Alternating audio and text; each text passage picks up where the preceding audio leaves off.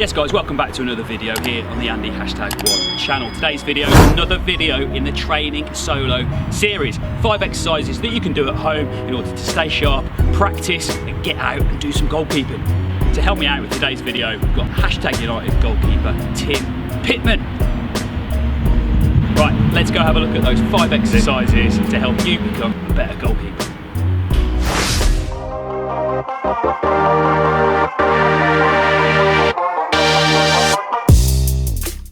So the first exercise we're looking at here is a hand-eye coordination exercise. The only thing you need for this is 2 balls. Now, the aim of this is to try and balance one ball on top of the other ball for as long as you can.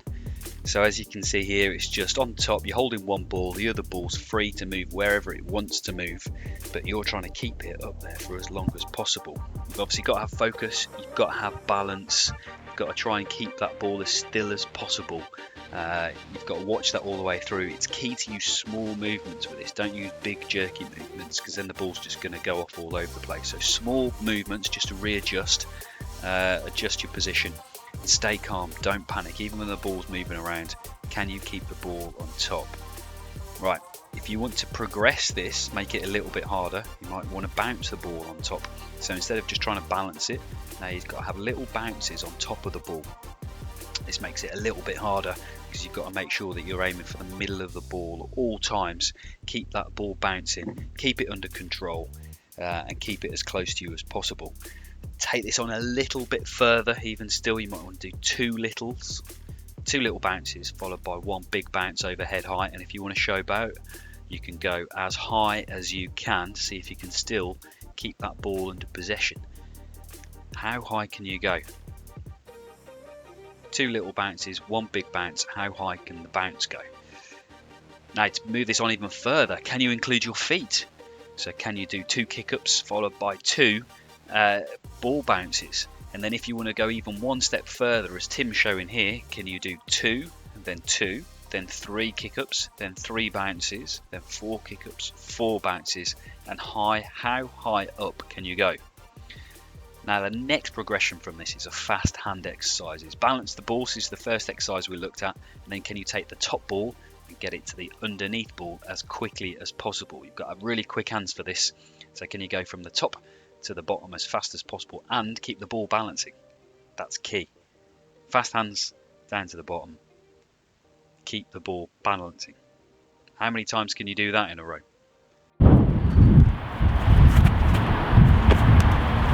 Bit of stomach in there. How many was that? 7. Right, let me know. Post. Tag me in it. Let's see how many we can do.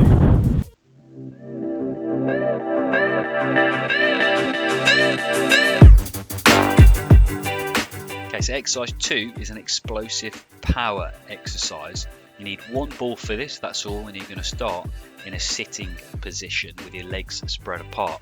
Like I say, the explosive power, you're going to bounce the ball and you're going to try and get up as quickly as possible. So how quickly can you get up there? You're going to bounce it and then you've got to catch it.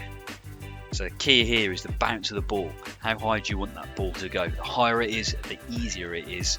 The lower it is, the harder it is. You've obviously got to get up off the floor as quickly as possible. Now what you notice from when I did it to when Tim does it here, I used my elbow, my arm to help get up. Tim doesn't use that at all.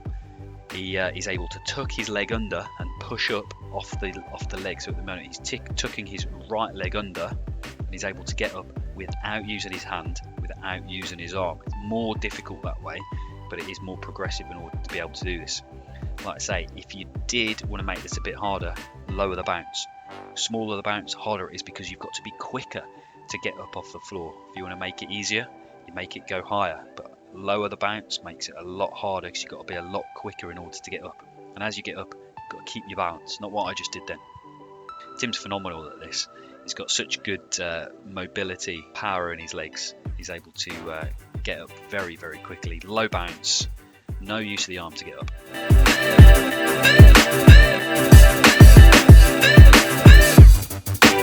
Exercise 3 that we're looking at is dive return. So set up for this, 2 balls. We're going to place those balls at about a 30 to 45 degree angle. We're going to dive, touch one of the balls off, and then we're going to get up as quickly as we can. And that's the key to this exercise that we're looking at, is how quickly can you get up afterwards.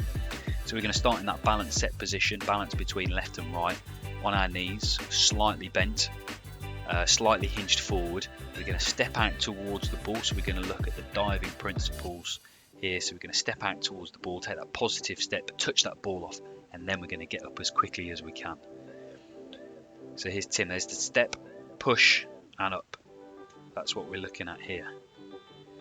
Now the key to this is, as you've then touched that ball off, you've made the save in this instance, you've parried it out, you need to get up as quickly as possible. Can you create momentum? So Tim is able to swing his leg up, which means you get a pendulum motion to it, which means that he can then use that momentum in order to help him get up. So if you notice how high his right leg goes up, it gives him momentum then to come down. On his knees, set position, positive step, touch off, pendulum, momentum, and up he gets. Always finish that in that set position again, as if you're looking there ready for the next shot that's going to come. Right, so we're going to progress this, and now we're going to take it from a standing position here. That's how you'd make this harder. So Tim's now having to take a step into the dive, so the ball's a little bit further away. Look at all those diving principles from standing, and that makes it a bit more difficult to get up.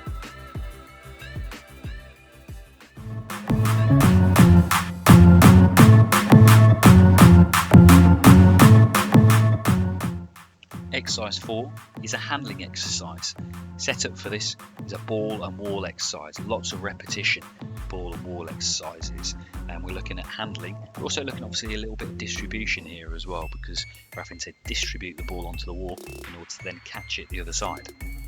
Now with this, first thing we're looking at the distribution element of it. In this case I'm utilising the volley. It might be volley, half volley, strike off the floor, might even be a throw. But what we want to look at is here, can you pick a spot? How accurate can you be with your distribution? In this case, full volley. How accurate can you be? Now, we're actually aiming at that post in the middle. So as you try and hit the post, if you don't quite make it, in our case, if we were just a little bit off and the ball then comes back, it's not directly at you. So you've got to use these small movements, small adjustments in order to move in line with the ball. Can you get in line with the ball quickly? Then can you catch the ball? So we're looking at utilising the right catching technique, most effective, efficient catching technique. Might be the W, might be a scoop, might be something a bit different. Progressing, if you want to make this harder, you come closer, you've got to be quicker. So can you volley it, get your feet back on the ground, get balanced, catch the ball in a good catching position, slightly forward. Makes it a lot harder if you're closer. You're obviously going to be hitting the ball potentially a little bit harder as well if you're closer. Now progression again, can you change the pace? Don't always hit it as hard as you can.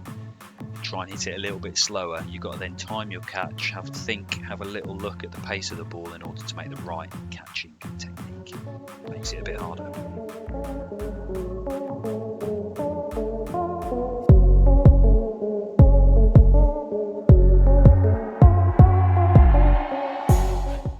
Exercise 5 is a technical blocking exercise. So the setup for this, 2 balls, we're going to place those again about a 30 to 45 degree angle, a few yards away, so we've got to move to the ball. And this is, say, we're looking at the K block here, so use that K shape in certain situations. When you're in the pitch, you might use a different blocking technique, different situations. So the first thing we're looking at here is how we're travelling to the ball. We need to make sure we're travelling in the quickest way to the ball, which is a straight line. When we get into the ball, can we get into this big K shape? So our arms are out, our leg is bent, and our one leg is on the floor, bent on the floor, knee on the floor. So if you notice with Tim, when he goes to his left, our right, his left foot is on the floor and his right knee is almost on the floor. So this is so he can cover the most amount of goal possible if the attacker is coming in at that particular angle. And if you also notice, his knee and his heel are close together. They're less than a ball width apart.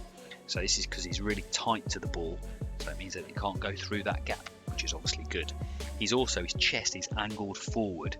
This is so if it hits him, the ball's going to come out and go forwards. It's not going to go backwards, or it's going to deflect backwards way, and it's also, his hands are out in the similar sort of line to his chest as well. So again, if the ball hits there, the ball's going to go forwards, it's not going to go backwards. Yes guys, thanks for watching. Hope that you've enjoyed that, and hopefully it's given you some good tips on how to train on your own. If you have enjoyed it, make sure you like it. If you haven't subscribed already, why not make sure you subscribe and also hit that notification bell. More videos coming soon.